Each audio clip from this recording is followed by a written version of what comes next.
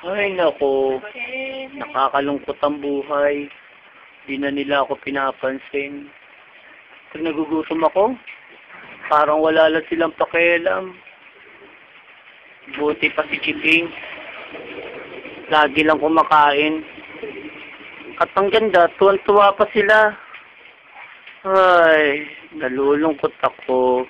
Pagkain ba yan? Pagkain ba yan? Dinadaan-daanan lang nila ako. Hindi pa sila natutuwa sa akin. Lagi naman kumakaway ang buntot ko ah. Makapagpahinga na nga lang.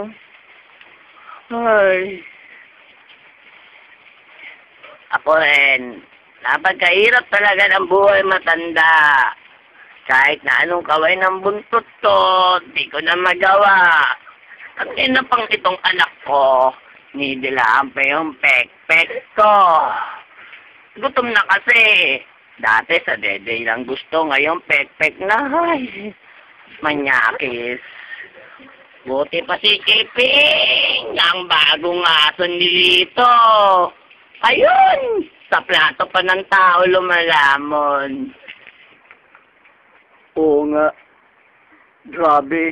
Lahat ng talent ko, nabigay ko na. Sinubukan ko ng tumambling. Sinubukan ko ng lahat. Wala pa rin. Chiping, pengi naman ako dyan. Chiping, oh. Chiping, pengi naman. Chiping, bigyan mo na ako.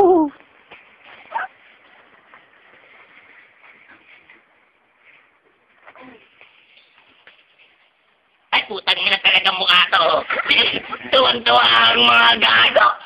Ang ina, nauuto ko eh. O, ano ka? Ha? Makalis ka dito.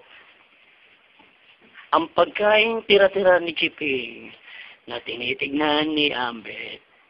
Itong pinag ako makadiskarte. Ambet! Wow, bro! Wow, bro! Ayun na. Ay, kung napalo pa ako. Bigyan mo na yan. Hindi kasi ako pinapakain sa plato ng mga tao eh. Grabe. Saan mo pagkain na nga ni Sige yan? Pinapakain. Wag puto pagkain. Malapit, bro. Malapit yung pagkain. Malapit. Wow! Oh, bro! Tang inakain lang ng tira-tira ni Chiping. It's sad.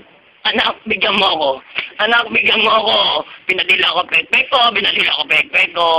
Bigyan mo ako. No way, ma. You're such a loser. No way, ma. You're such a loser. Whatever. Whatever, mama.